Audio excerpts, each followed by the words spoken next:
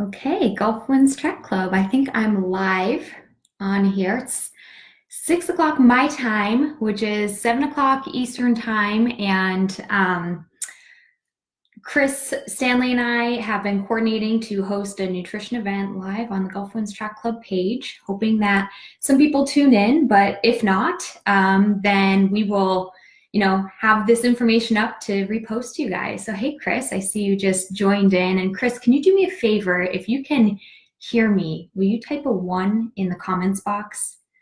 Just make sure that this works. If you can hear and see me clearly, type 1 in the comments, and I should be able to see that. We're going to give this a couple minutes to get people joined and to make sure sound is coming in good. Awesome, Chris. I got your number 1. So you can hear me, you can see me.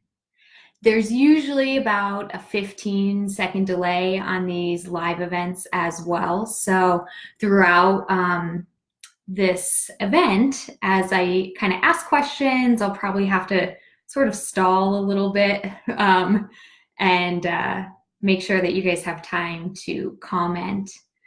So Chris, we're gonna give this, we'll see, about 5 minutes, maybe 10, and try and get a few more people to log on. If they don't, I'm ready to go and prepared with some topics so that we can still push this information out. George, awesome, thank you. We've got a 1. I see we've got 4 viewers now. Woohoo, this is awesome. This is the first time actually that I'm ever doing a Facebook Live event. So working out the kinks for sure. And I'm doing this, of course, on the Gulf Winds Track Club page for you guys. And to my knowledge, it's the first time you guys have done a Facebook Live event as well. So working out the kinks for both of us, for sure. And we'll see how it goes. We're excited. Ideally, too, just so all you guys know, for the Gulf Winds Track Club, I think we ideally want it on the education page, because this is actually nutrition topic, so not direct running. It's nutrition for runners. So probably something that will be hosted on the education page. But we just want to work out the kinks, and this page was actually the most convenient and easiest one to do it for now. So I see we've got 6 people viewing, and just so you guys know who are just tuning in, oh, we lost 5 people. We've got 5 or 6 people viewing. Just so you guys know, my name is Lindsay. I'm a sports dietitian. I work specifically and exclusively for runners right now. I'm a former member of the Gulf Winds Track Club, and you guys do such an amazing job at putting information out there to educate your runners and your members about, personal health, nutrition, injury, training programs. I mean, seriously, I've lived in a couple different states so far in my lifetime, and just the Gulf Winds Track Club is just one of the best, not only as far as supporting runners to run, but supporting with all these other little aspects of training. So I'm thrilled to be here to try and support runners and the Gulf Winds Track Club with nutrition. For all of those who are just kind of tuning in and viewing, if you could do me a favor and type a 1 in the comments section. I see that we have 7 people viewing, and if you could type a 1 in the comments section if you are here and you can hear me and you can see me. And that's just going to help me know that we're not having any issues. We're going to get this thing started in just a few minutes, but type a 1 if you can hear me and see me. Also, as I ask these questions, there's about a 15-second delay or so. So Michael, hi, welcome. Andy, hello, welcome. I'm so glad you guys are here. So we got 4 people that can hear and see me. So that's half. That's pretty good. If at any point, now that you guys also know how to comment, so you're doing that, this is also going to be a live Q&A. So if you've never done a Facebook Live event before, it's pretty awesome. Technology is pretty cool these days. It's like I'm there with you. So I'm actually based in Texas right now. I'm based in San Antonio. I used to live in Tallahassee, but now I live in San Antonio, Texas. And man, just technology, I can be live with you guys. And now that you're all commenting, I see we have Peter, we have John. Welcome, guys. So if you guys want to interact with me, I know you can't go on video and talk to me directly, but just post a comment, post a question, just like you entered a 1 in that box right there, and I can see it. So I can answer your nutrition questions, which is pretty cool, huh? So I'm super excited. So let's also, as we wait for just a few more people to log on and tune in, let's see. Let's ask a nutrition question. What was the last thing you ate today? And of course, I'm asking you to answer this, so I'll answer this myself.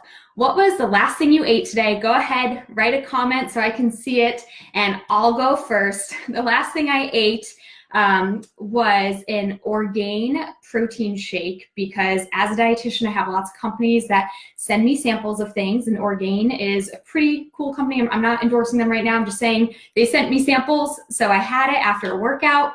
So I had an Orgain protein shake and a cookie. Post-workout, Orgain protein shake and a cookie. I love cookies. I have a sweet tooth. There's no lying about that. I definitely have a sweet tooth. So balanced it out. Some health, some fun. So let's see, John, you had pasta. That's pretty good. Oh yeah, you guys are an hour ahead of me. So dinner time, hopefully, pasta. Perfect runner's food. Perfect. Anybody else? Anybody else want to share what they just ate? The last thing you ate so far today? Girl Scout cookies. Yes, I had the Girl Scouts come by the house. I think it was just yesterday. So I have 2 boxes of Thin Mints in the house, and I think we have a Samoa's. That's my personal favorite, the coconut and chocolate. Okay, sweet tooth again. Trust me, I'll talk about healthy food too. But you know, we got to find balance here. Wine. Thank you, George. I'm a member of 2 wine clubs, so I feel you there. I feel you. Yeah, I do the wine club. It's called Wink.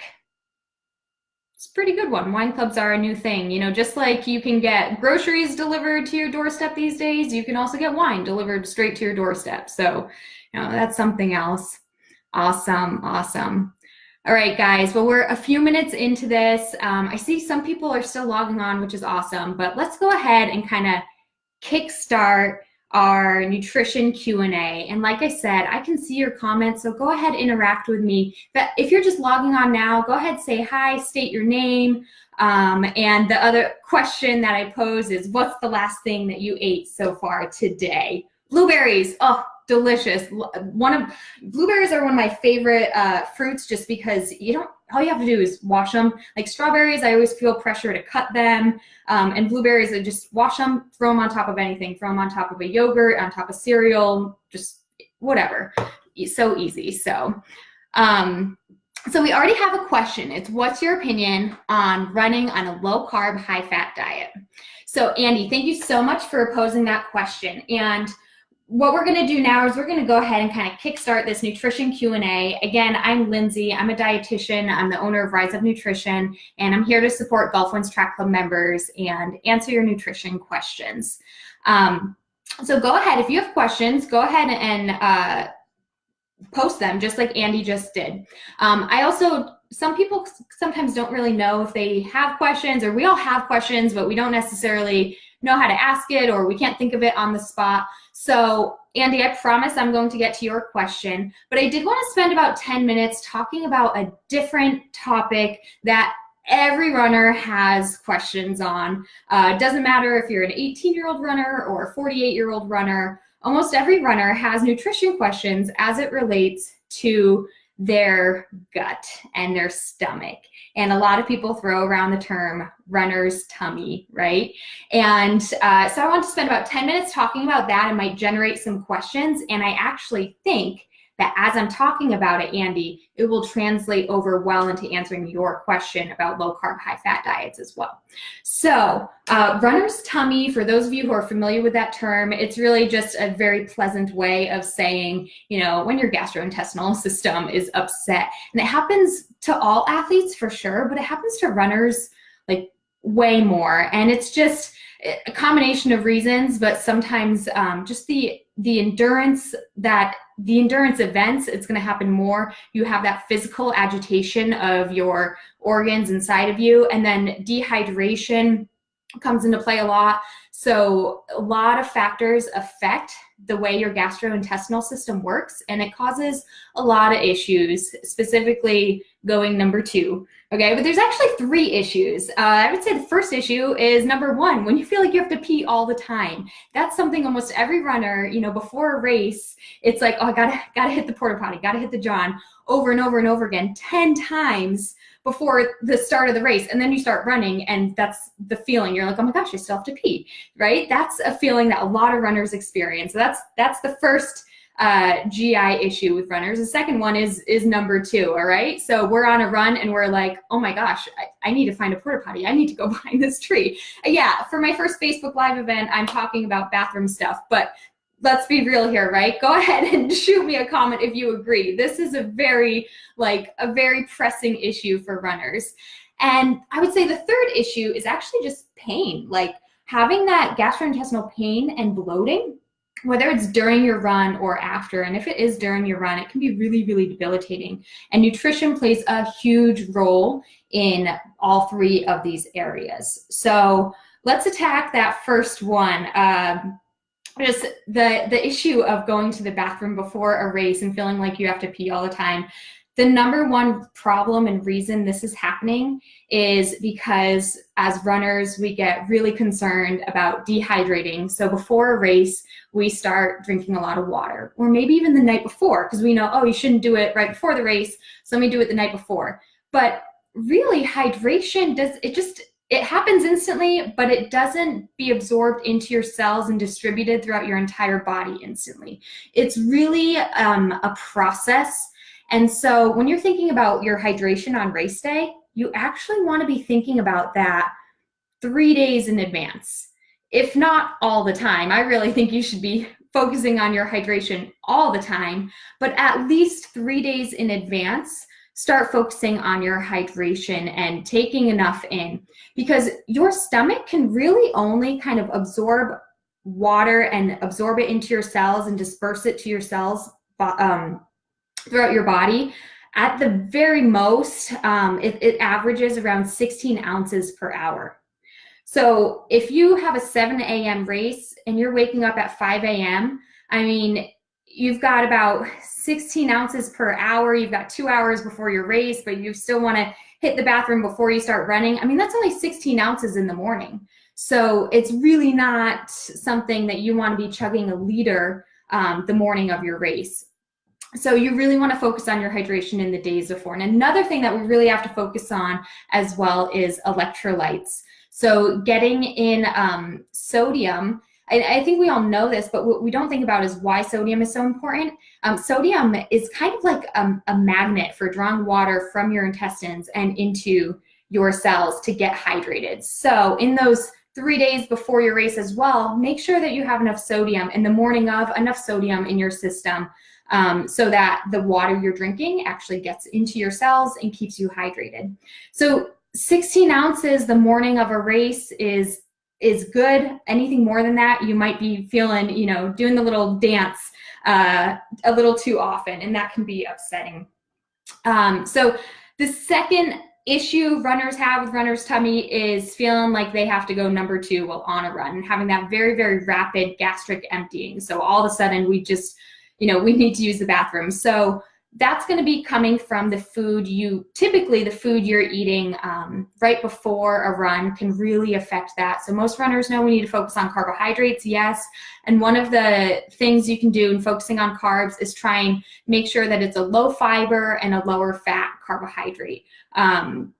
So if you're having something like pasta, which somebody had for dinner today, if you were going to go out for a run, you would, this is an obvious example, but pasta Alfredo is going to be a much higher fat type of pasta than pasta with marinara sauce. So there's that. Another thing, and this is going to tie into your question, Andy, that a lot of runners do the carbs, the gels and the goos and the simple sugars before a run. And I'm a big fan of that. It really helps with our performance. Oh, thumbs up. Thank you. These live events, it's like, Okay, people are there. Thanks for the thumbs up. So the gels and the chews before a run are awesome for energy, but depending on, going back to number one, your hydration status, having those too quickly, a flood of sugar in your GI system when you don't have enough water to kind of match the fancy science term here, osmolality of your intestinal system, will actually draw water out from your body into your intestines, and that's going to give you that sloshing feeling and the need to go to the bathroom. So as you're doing very highly concentrated sugary sports products like a gel or a goo or a sports chew, you need to be doing that while you're in a hydrated state. And the longer that your endurance event goes on, if this is a marathon, you're obviously getting more and more dehydrated as it goes on. And so these sugary products can start to cause that sloshing feeling in your stomach even more. So that's something to be cautious of, trust me, I use these gels and chews myself. You absolutely need them for the energy. But in addition to that, you need to make sure that you're hydrating with the water and the sodium as well, because otherwise that's going to draw water out of your cells and into your intestines and lead you to go number two or worse. So another reason that these the carbohydrates could negatively affect you, if you're somebody that's like, well, when I do the gels and the chews, it goes right through me and that really negatively affects me. I would want to know, how are you training? What is your diet while you're training? So a lot of people will say, you need to eat in a race how you've been eating when you train. And I think that's very important. If you've never had a gel before, a goo gel, in your training, then doing it on race day is pretty risky, because if your stomach's not used to it, you can't guarantee how your body is going to process it, and it might not be good. And Andy, this is a long roundabout answer, but as some people transition to lower carb, higher fat diets, which there's many reasons, people of all walks of life, for health reasons, for running, for performance, people might choose to do a lower carb, high fat diet. As you do that, as you reduce your intake of carbohydrates throughout training, within your GI system, your digestive enzymes that process carbohydrates kind of start to go away. It's a simple supply and demand thing. If you're not eating as many carbs, then why do you need these enzymes to digest carbs? They actually start to diminish a little bit.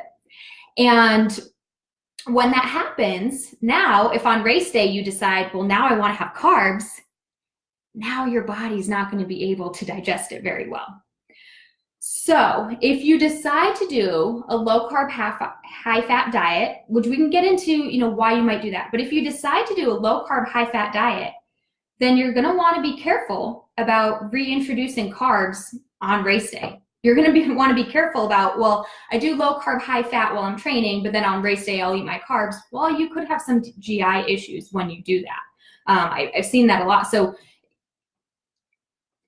that's one thing. I have lots of other opinions about low carb, high fat diet. So Andy, if you want to be a little bit more specific, in why you have that question, whether it's for weight loss or just for health. But when it comes to running performance, my opinions on low carb, high fat, carbohydrates are absolutely a runner's primary fuel source. Do you need it? No. We have endless amounts of fat on our body. Even the leanest of people still have 10,000 calories plus of fat that we can burn. So you can absolutely, be an excellent runner on a low carb, high fat diet. However, what are your goals, I guess? Because when it comes down to being, the very, very best that you can be, performance-wise, time-wise, carbohydrates are going to get you to PR. And we can argue in different events and different sports, maybe some ultra running, super, super long distance, over marathon distance, we can get into the nitty gritty a little bit more. But even for marathon and under, carbohydrates are your primary fuel source. So if you want to care about, PRing all the time, I would say eat carbs. There's other theories behind it though, that do work, where you can train your body to adapt to fat burning a little bit better by doing more of a moderate carbohydrate diet, or what we periodization, if you've heard of people talking about that, where you only eat high carbs on certain days, and so that on other days you eat low carb and you train your body to be better at burning fat as well. So I would have to say, Andy, that my feelings about low carb, high fat diet is, off the cuff. Carbs are a runner's fuel and primary fuel source, and I do support having them, but it can work for individual needs. So, George, I'll get to you in just a second. So Andy's just following up with train low, race high. So exactly, so that's training on a low carb diet, but racing on a high carb diet. So I'm a big fan of that because I think training low helps you adapt to, training low carbohydrate helps you adapt to using fat as fuel, which helps, it just helps you, and it helps you be not so reliant on having a gel every 20, 30 minutes. So I think it's really, really good because, like I said, you have an endless amount of fat on your body. No matter what your weight or your body fat percentage is, everybody just we have a lot of fat stores. It's more calorically dense. We store it everywhere, not just in fat tissue, but it's floating through our bloodstreams. So we have a lot of fat to burn. So if you want to train low carbohydrate, it's going to be a hard adjustment period. Your first few weeks getting through it, you're going to feel very, very fatigued, but you'll train your body to be more efficient at burning fat. And my only caution on race high carb, so you train low, but then you add carbs for racing to help you boost your performance, just like I said before. And I think that's great. The only caution I have is, are you going to have gastrointestinal side effects? Are you going to have that sugar the night before or the day of, and is it going to hit your GI system and kind of be a shock? Are you going to have the digestive enzymes there to be able to metabolize it, or is it going to go right through you, and is that going to backfire? So if I were to recommend a train low, race high, I would actually say it wouldn't be train low all the time. It would be train low most days, but incorporate a high carb diet here and there on a training day, so that okay, my GI system can still process this, and gels are still good for me on a 10-mile run or whatever it might be. So that's my recommendation there, Andy. Awesome question. I hope that was clear, and if I wasn't, just ask me again. Say, hey, Lindsay, can you clarify this? That'd be great. So I see we have a few more people joining in. I just wanted to say hi. Hi, Michelle. I trained with you like 5 years ago. So I'm super pumped that you decided to join in. I hope you are doing well. I see I have a question from George. You're welcome, Andy. George says, do you support intermittent fasting as a way to lose weight while training? Wow, awesome question, awesome question. I think as kind of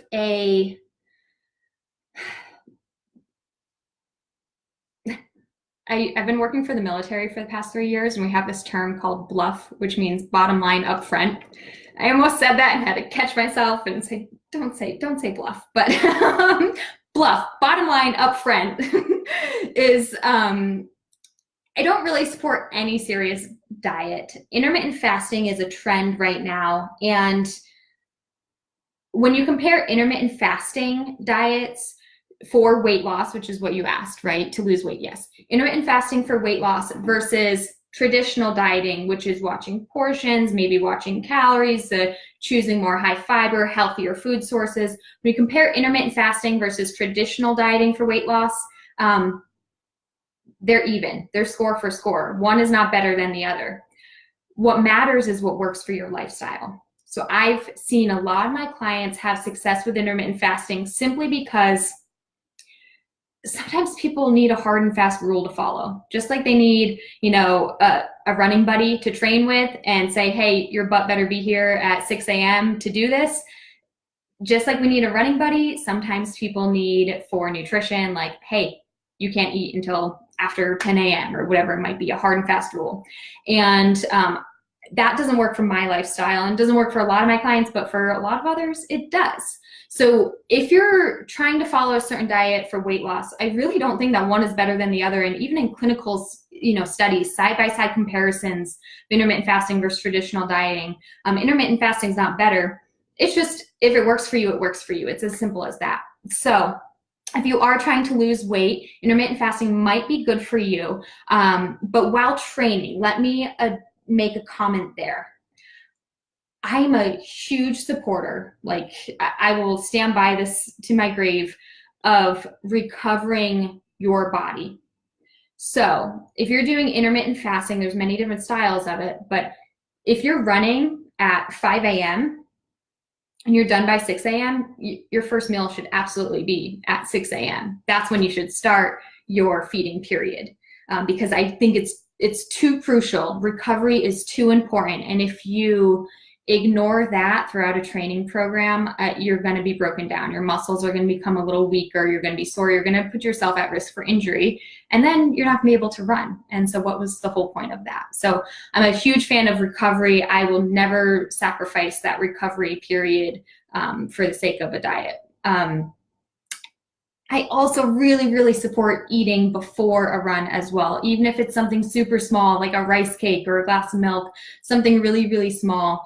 So again, if you are doing intermittent fasting for weight loss and trying to train, I highly, highly recommend that you figure out your eating window to line up with your training so that you can eat hopefully before and after your run, but if not both, 100% after your run. You have to recover your body. I think it's too detrimental to ignore that. So I hope that answered your question, George. Go ahead and leave another comment if you need more clarification or not. Let's see, Powell. Hi, Powell. How are you? We have, could you discuss what it feels like to shift from burning carbs to burning fat during a run? Great question. As a dietitian, I will kind of occasionally put myself through something just to experience what other people are, and it's fun to experiment. It could be dangerous, but I feel like I have enough knowledge about it. The last time that I personally went lower carb, I kind of went through and experienced that feeling that you're talking about. It was probably back in 2012, so it was a while ago. But yeah, I think the biggest feeling is just fatigue. It's just fatigue. It's like, okay, I'm eating all of these, I'm still eating calories, but I feel lethargic. Definitely as far as having a pep in your step as well, that's not going to be there. So you might feel good, actually, if you transition to a lower carb diet, you might feel good on long runs when you're at a slower pace. But then on your sprint day, on your striders day, on your 5K race day, where you've really got to pick your legs up and have turnover, that's where you're going to feel like, oh my gosh, I just can't do it. Ketogenic diet's another popular diet trend. It has been for a few years now. And recently, in the past year, there's been this term floating around called the keto flu, which cracks me up because I've had some clients come to me thinking it's, something like the real flu. I think I've heard about the keto flu. What is that? It's just a silly little term that's been made up to describe the feelings of when you go into a state of ketosis, which for those who don't know what that is, and I'm not recommending or endorsing, a state of ketosis is that you don't have enough carbohydrates, so your body is forced to burn fat instead. And that summarizes it, right? The keto flu, that's what it feels like, Powell. It feels like you have the flu. A lot of people actually experience even like some hot flashes. When I mentioned it back in 2012, when I kind of did it myself a little bit, my heart rate was going. I could feel my heart rate going, and just way too fast, and not even on a run, mind you. So your heart is working extremely hard to find a source of energy. When you're not having carbohydrates, which are your primary fuel source, and your body is forced into tapping into burning fat as fuel, It's a difficult process. And this is why people who are looking and trying for weight loss, it is difficult to do. It's a difficult process for your body to burn fat as fuel. And it can feel like you have the flu if you're trying to burn fat as fuel instead. But typically that goes away. For some people, it can be within like 3 to 5 days, and some people might take about 12 weeks to fat adapt. It really depends on how, I guess, I hate using the word strict, but how strict you are following this diet or eating plan, I should say.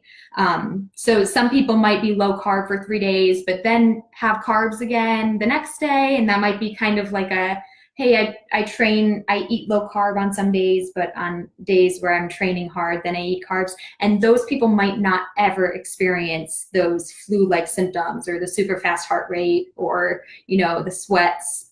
They might never experience that. So, but if somebody is, hey, I really haven't had any carbs for 2 weeks now, they're going to start to experience that. So, Powell, I hope that answered your question. What does it feel like when you shift from burning carbs to burning fat during a run? Oh, actually, I just kind of realized maybe I didn't answer your question that well. You said during a run. Specifically during a run, what does it feel like? I'm not sure that you can really feel it. I'm not sure. I'm just going to go ahead and say that. I'm not sure if you can really feel the shift. But I do know that physiologically in your body, we've got two overarching, two overarching ways to kind of that our body taps into for exercise are anaerobic and aerobic. And anaerobic is the process that really depends very, very heavily on having carbohydrates. It only runs on carbohydrates. And that's things like your high intensity sprints, anything that's more power related, sprints, jumps, that type of stuff relies heavily on carbohydrate. Versus endurance, it always starts with carbohydrate, but you can tap into fat burning as well. And that's also when you start to be in a very steady state oxygen consumption. So for a lot of runners, I mean, after, those first 2 miles, you're burning a lot of carbs and your heart rate's really going. And then after about 2 miles, you might kind of feel like you're in that steady state. You've got your breathing down, and your body is now, as well as having your breathing down, your body's also burning a consistent amount of fat as well. It's burning both at the same time. Your body's never burning really just one thing. It's always this continuum. So during a marathon, you're mostly burning carbs and you're burning fat and you're burning a small amount of protein, but you are. So you're always burning some. I don't know if you ever feel the exact shift as to when like, oh, now I'm burning way more fat. I don't know that you feel that. So hey, if anybody thinks they've ever felt it, go ahead and leave a comment. Nancy, hi Nancy, so good to see you on here. Thanks for tuning in. Man, I really miss training with you guys. Golf Wins since training with you guys. And Nancy, you can correct me if I'm wrong, but I ran the Tallahassee Marathon, I think the year that you were the race director, potentially. It was 2014. And you guys were such a great group. And since that time, I've moved to Georgia. And then I moved back to Florida, but not to Tallahassee, over to Fort Walton Beach and Destin. And now I'm over here in San Antonio. And of course, I've joined running clubs at all of them, and I love them all. But Golf Wins Track Club community is just huge and supportive and wonderful. So I really, really did value my time with you guys. And Nancy, it was great to see you on here. Think about you often, so I'm glad you're here. Christine, we've got another question from Christine. She says, what do you suggest to eat the night before and morning of a half marathon? Great question, Christine. What do you suggest to eat the night before and morning of a half marathon? Half marathon is my personal race of choice. It's just a happy distance right there. There's a lot of debate about, do you need to carb load, do you not? And we've already had questions on here about, low carb, high fat diets. So whatever diet people want to follow, it is very individualized. But if I were to make a blanket statement as to what runners should eat the night before a half marathon, go ahead and have some pasta. Have some carbohydrates. Where people go wrong with loading up on carbohydrates, the night before a race is if you just add extra carbs to what you normally eat. So you don't want to eat a ton of food. That's not going to feel good on race day. You're going to feel bogged down. You're going to feel heavy. So you don't want to eat a ton of food. But let's say that you want to have a big bowl of pasta or a medium bowl of pasta, then you probably want to have, your meat, whether it be meatballs or chicken on the side, and your salad, kind of tone that down a little bit. So if you normally have kind of an equal distribution of meat, pasta, and salad, maybe now you have more pasta, but you cut back on the meat and the salad. And again, this is the day before a race. Not saying that you should cut back on vegetables any day of the week, but a day before the race is really important to add carbohydrates to your diet so that it fuels your muscles for the next day. You'll feel it the next day. Your muscles will feel like, oh yeah, I'm energized and ready to go.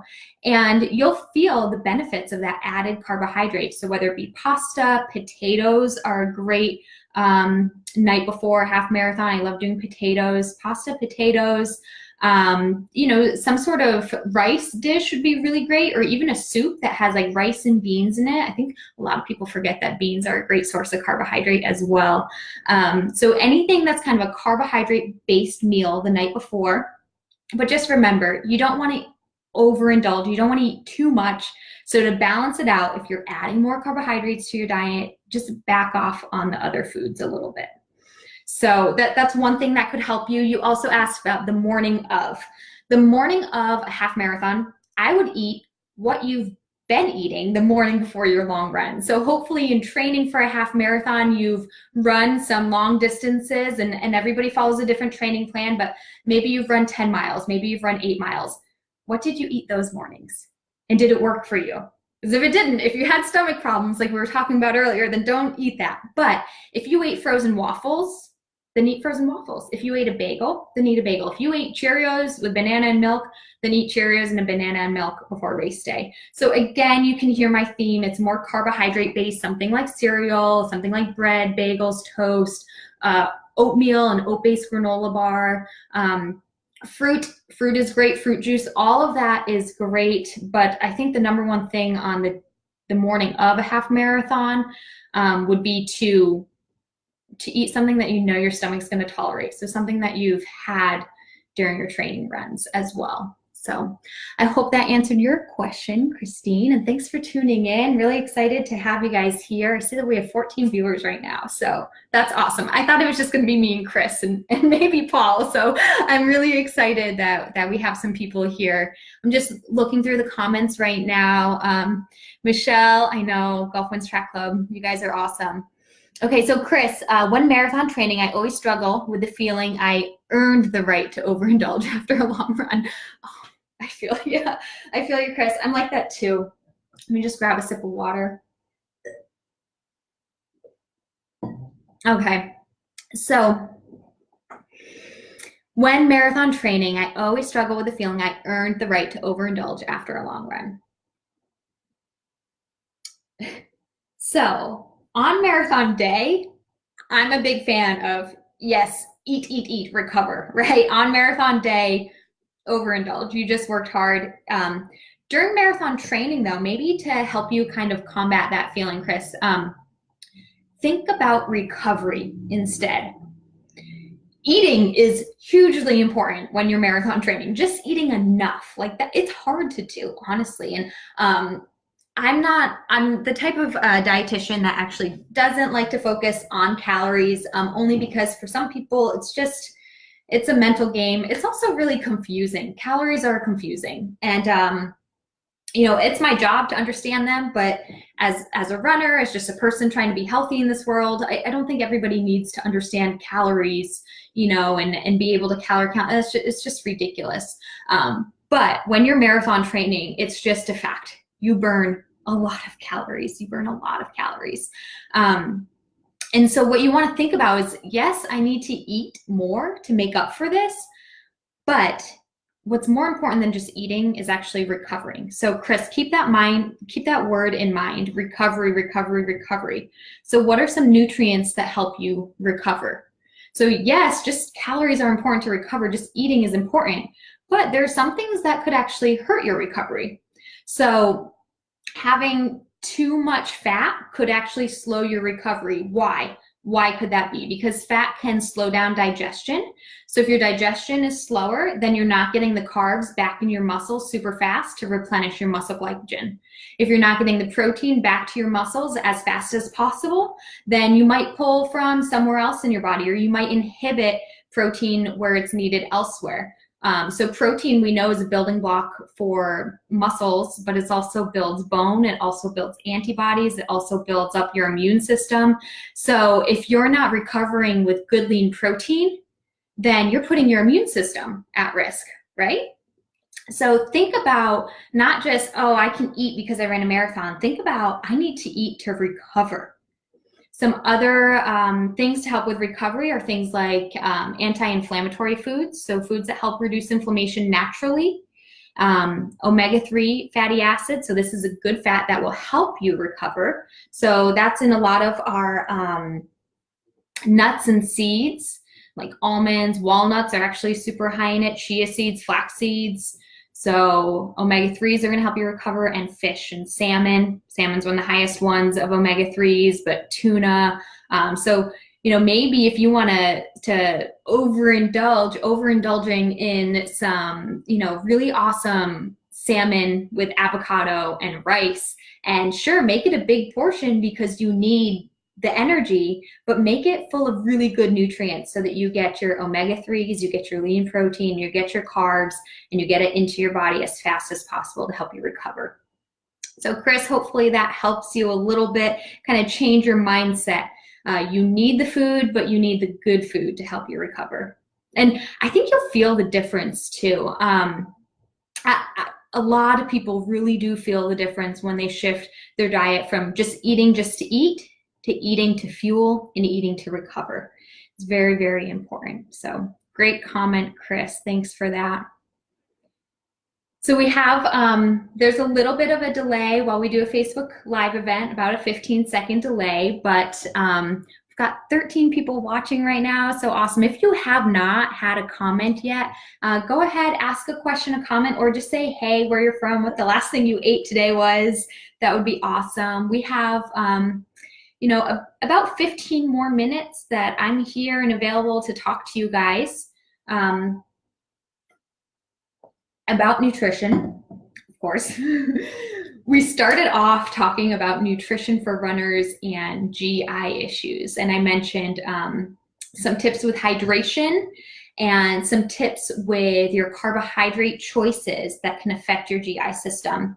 And the third thing that we actually didn't talk about yet was just to generalize GI pain and discomfort, maybe some bloating. So we could talk about that maybe quickly. I think a lot of people, when they're having GI issues, and runners are very, very in tune with their body, which is awesome. But once we start having GI issues, we instantly think, I must have a food sensitivity, I must be allergic, maybe I have celiac disease, maybe I'm lactose intolerant, and then we start eliminating food from our diet. So I just want to put this out there to be cautious when doing that, because once you start eliminating things, there's going to be repercussions. There's going to be some sort of consequence or side effect to that. So I talked earlier about how if you eat less carbs, then you're actually going to have less carbohydrate digestive enzymes and transporters. Really, they're intestinal transporters to help you move those carbohydrates through your GI system. And the same thing can happen with other nutrients. Like if you remove milk or lactose from your diet, then you're going to start, your body's not going to make as much of the lactase enzyme needed to digest that. So if you just remove it for a month as a trial, and then you decide, oh, that wasn't really it, okay, I'll start drinking milk again. Now you're drinking milk again, and now you're having issues with milk. So we want to be cautious about just removing food from your diet without first maybe getting some sort of test done or speaking with a doctor or a dietitian about it to really figure out what that is. The same thing with people removing gluten from their diet. So we remove it, and then now you don't have the same carbohydrate transporters in your intestines to help you digest carbs when you eat carbohydrates. So it can actually create extra added issues that you didn't even want. So it's not to say that you don't have food sensitivities. They are common. They absolutely do happen. I have a couple myself too, but speak to a doctor or a dietitian about them first before just removing food, because you might not know what the potential consequences are. Also, I think with the GI pain and upset that some people can have, it comes down to as well, just like, what are you eating during training? So a lot of people all of a sudden on long run day or race day or high intensity day have GI issues. We kind of talked about this before already, but what have you been eating during your runs throughout training? And maybe that needs to be improved. So thinking not so acutely like we were before, where GI issues are related to hydration or what you're eating before or during the run, but actually a little bit more chronic. And what are you eating throughout your training? And what kind of style of eating are you following? And how does this affect your metabolism and your entire body, how your body processes food? So a lot of GI pain can be completely debilitating, whether or not you have actually going number 2 or not. A lot of it, just the pain and gas and bloating, can be debilitating. So we do want to be careful. Sometimes too, fiber, super important, and I'm a huge proponent of fiber, but sometimes during specific training phases, you have to be very cautious about which fibers you're consuming. There's not just one type of fiber. There's many different types. And fiber is amazing. And we're on this huge probiotic trend right now, which I'm a huge fan of, because we need to do more to support our gut bacteria. But fiber, our body doesn't digest fiber. The bacteria in our intestines digest fiber. And what does that release? It releases a gas, which can be very painful and uncomfortable for runners.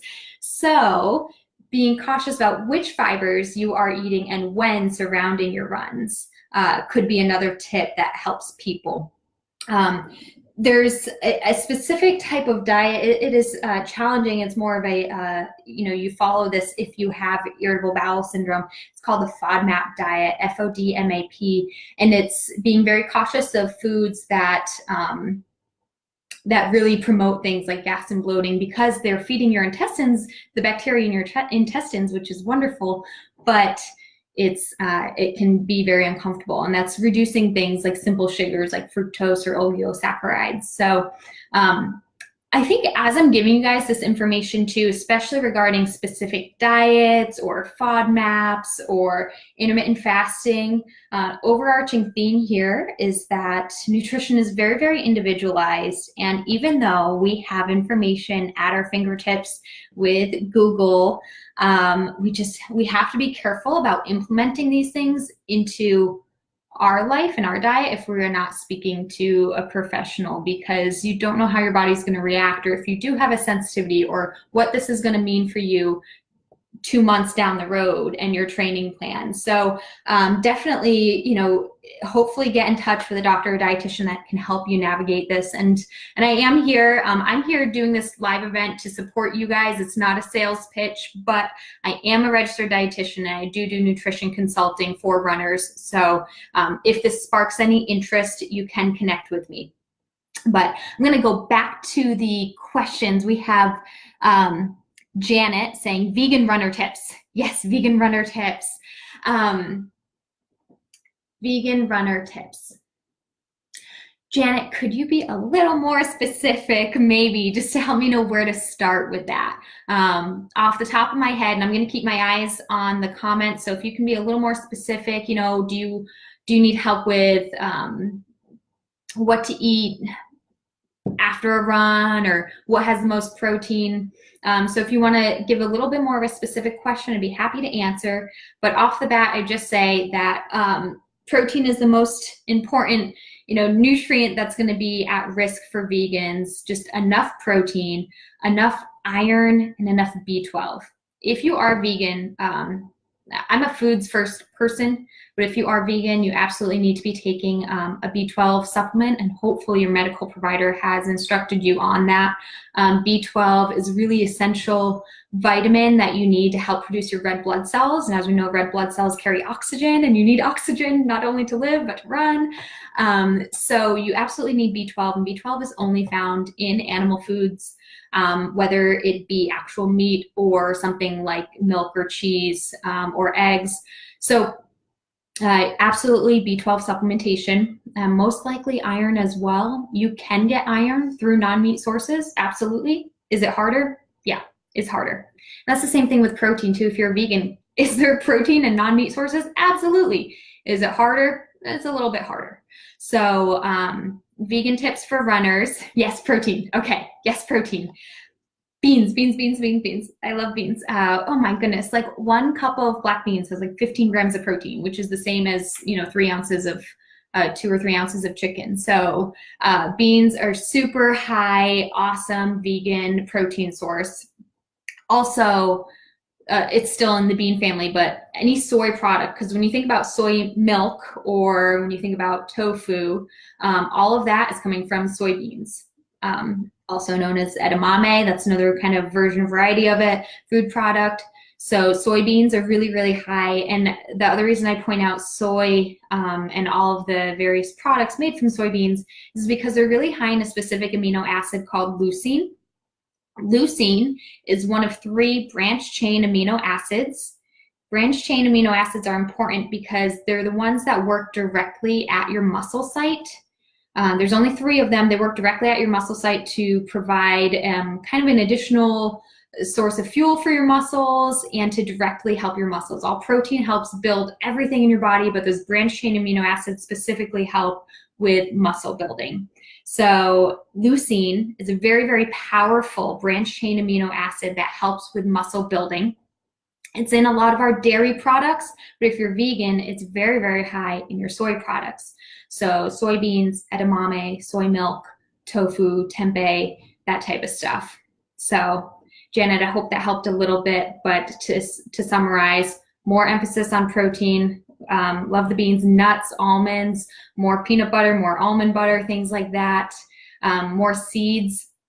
There's lots of trends right now with things like flaxseed and chia seeds as well, which is great. And what we don't realize is that, because they're so small, but they're seeds, so they actually have protein in them as well. But you do need a lot more of it. But when you make things like, I don't know, like oatmeal cookies, throw flaxseed, throw chia seed in there because that's adding even more protein to that recipe. So that's a little tip. And again, that's why vegan runners, can you do it? Absolutely. Do you need to pay a little more attention? Yes, you need to pay a little more attention. So we've got about 8 minutes left, and I see one more question right now from Andy. So I'm going to answer Andy's question, and about 8 minutes left. If anybody else has questions, try and shoot them now. But if I don't get to them, then I will try and cover them in, once this is done, we'll kind of have comment section, and I'll try and respond. So Andy, diet for type 2 diabetic runners. This is a really good question, because as a dietitian for runners, I'm always promoting carbohydrates. And as a type 2 diabetic, you have to be very careful with carbohydrates. I think when it comes down to it as well, Andy, as a type 2 diabetic, you're either non-insulin dependent or insulin dependent. Even if you are insulin dependent, where, okay, I can eat carbs, but now I just have to take insulin to overcome it, you still don't ever want to overdo the carbs, because then you have to overdo the insulin. And the more you can reduce your dependence on insulin, the better for your body. So we don't want to take more insulin than we need to. Indy, I actually would really recommend that you do try and work one-on-one with a dietitian, depending on what your training goals and your health goals are as well. But I would say in general, Andy, for type 2 diabetes, you can still have carbohydrates. You just need to watch how much you have in one sitting, okay? Normal people might not ever count carbohydrates, and sometimes diabetics do have to, but kind of a 1 cup portion, a lot of people relate that to a fist. Everybody's fist is a different size, so I like to relate it to a baseball. which I don't have in my office to show you. But a baseball size would probably be the maximum amount of carbohydrate that you want to have in one sitting, Andy, and that's if it's coming from a starch like a rice, a pasta, a potato. You definitely don't want to have a baseball size of pure sugar. That would be way too much. And something that I actually recommend you might look into or Google search if you haven't already is the diabetic exchange list. Thanks for the baseball, Chris. It's a little bit smaller in the comments section. But the diabetic exchange list will tell you, hey, you know, 1 cup of rice is equivalent to 3 Cliff Goo gels, and so you can kind of figure that out and know what your max is. But Andy, as you watch your portions, which at a mealtime might be a 1 cup maximum, and this is a generalized statement because I don't know you and what you need, but as you watch your portions, a 1 cup max for type 2 diabetics and of the grains and the starches and the pure carbohydrates, and you load up with more healthy fibrous carbohydrates like your fruits and vegetables, mostly vegetables, they're not going to spike your blood sugar as much. And no matter what, every time you eat a carbohydrate, always try and pair it with a protein, because the protein helps kind of balance out how fast the carbohydrate gets absorbed into your bloodstream. It's a little bit tough for runners because, again, we're thinking, hey, on race day, I want to eat more carbs to energize. Well, the good thing is that you're running on race day, so your body is going to be actively using and burning off those carbohydrates, so it shouldn't affect your long-term health quite as bad. But yeah, Andy, and anybody else that has, you know, an actual medical diagnosis, I strongly recommend working with a medical professional and dietitian to figure out your specific needs. You're welcome, Andy. All right, guys. Well, we are nearing the end of being live on the Gulf Winds Track Club page for an hour. So I just wanted to give a couple closing remarks. I think I've answered all the questions right now. Yeah, I think so. Well, for all of you guys that have tuned in, thank you so much for joining. Definitely, you know, hit me up, hit up your Gulf Winds Track Club administrators. Chris Stanley is the one who helped organize this with me, through Paul as well, who Paul and I knew each other from a few years ago when I was a member of Gulf Winds. Definitely reach out to them if you liked this, because I know you guys do a great job at doing like in-person events, which is awesome. And I wish I could do an in-person event, but this is the closest we got to that. So if you guys liked this, we could maybe do more. It's really up in the air. We're not sure, but really glad, thankful that you guys invited me, regardless if this was a one-time thing or not. Really thankful that you guys invited me to do this. Thank you, everybody, for the comments. Shannon, thank you so much. Good to see you. By the way, I'm going to give a shout out to Shannon. I hope you don't mind. Shannon's an amazing dietitian and was one of my mentors a few years ago when I lived in Tallahassee. So great to see you here, Shannon. Thank you so much. Yeah, guys, thank you so much. So just to wrap things up, if you have additional questions, my name is Lindsey. I have my own nutrition consulting business for runners. It's called Rise Up Nutrition. And you can find me on Facebook through me. I'm posting here right now just as my name, Lindsey Fow. You can visit Rise Up Nutrition Run is my Facebook page. Rise Up Nutrition Run. I'm on Instagram as well. If you guys go to my website, riseupnutritionrun.com, you can sign up for my listserv, which is pretty awesome. I just send out blog updates. I have free ebooks for runners, products, materials, meal plans, and I can help you guys with all of that if you need it. But otherwise, super happy to be here supporting Gulf Winds Track Club. Any additional comments you have, feel free to leave them. But before I keep rambling, I'm just gonna say bye. Thank you, guys. Thank you, Chris. Have a great night and crush it in all of your running goals. All right, bye, guys.